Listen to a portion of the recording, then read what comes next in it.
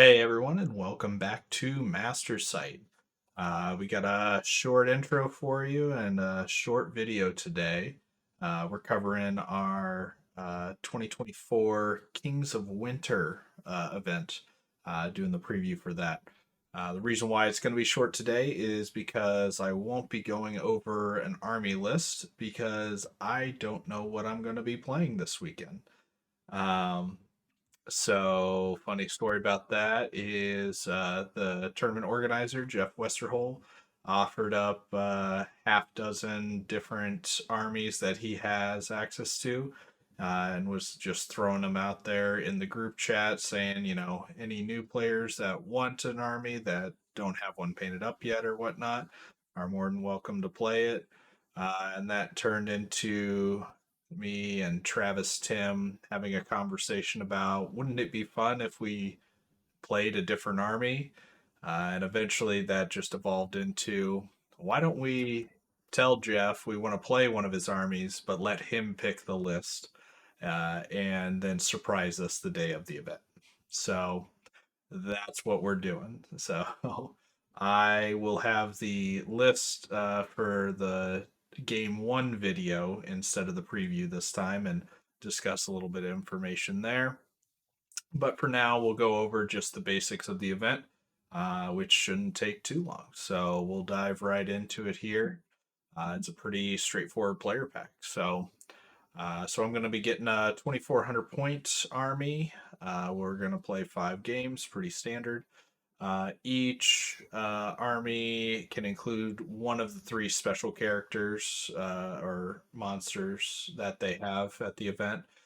So we have a Frost Monster, which is a 50 mil monster, a Frost Dracon, which is a 75 mil monster or Titan, or a Chariot. So these are same or similar as last year, but I'm gonna quickly go over them for those that aren't familiar. So the monster's profile: height 5, it's speed 6, melee 3, defense 5 with 5 attacks. It's dash 14. Comes with crushing 1, ensnare, nimble, stealthy, strider. So dash 14 with all those, it's going to be pretty tough to take down when you get affected by ensnare or stealthy. And its fun thing is you roll 2 dice at the beginning of the game to see and choose one of those to see which aura the monster has for that game.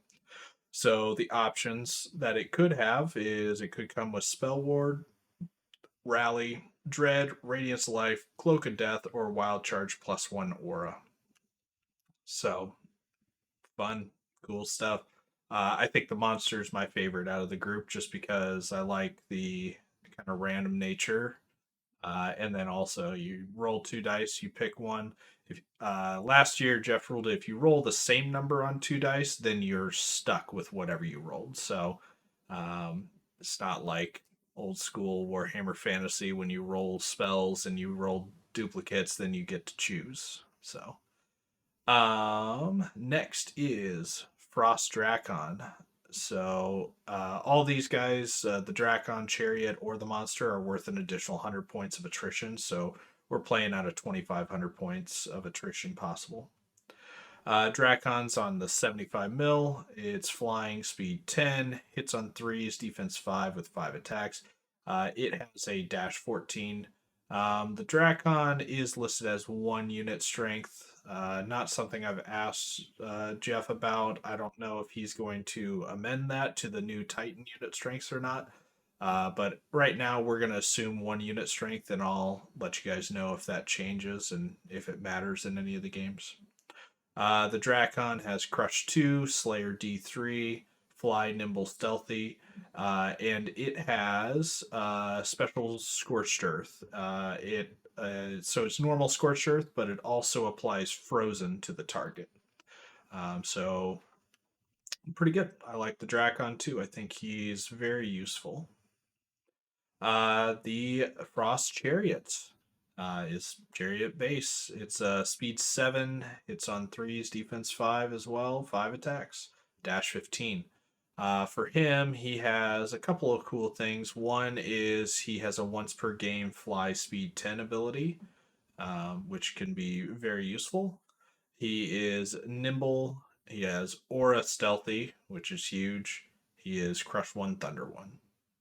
So I think between all three, they're all very well balanced between each other. Um, and, the armies that we're getting are also getting a surprise of which of these three special options are coming with the army. So Jeff's in charge of everything for Travis and I's tournament. So but like I said, should be fun.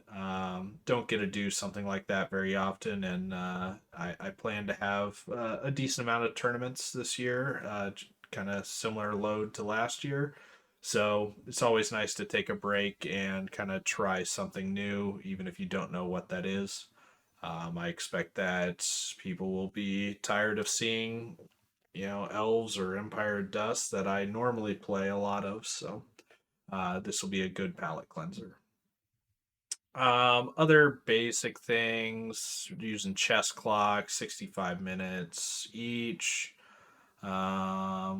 Let's do date, other rules. Terrain's pretty standard: hills, forests, impassables, obstacles. They're all out of the rule book straight ahead. There is some painting stuff, but I'm borrowing an army, so don't really care about that. Sportsmanship is pretty basic. So the scoring, they're doing blackjack scoring. So should all be pretty familiar with that, but 14, 10, 7 for win, loss, draws, or win, draw, loss, rather.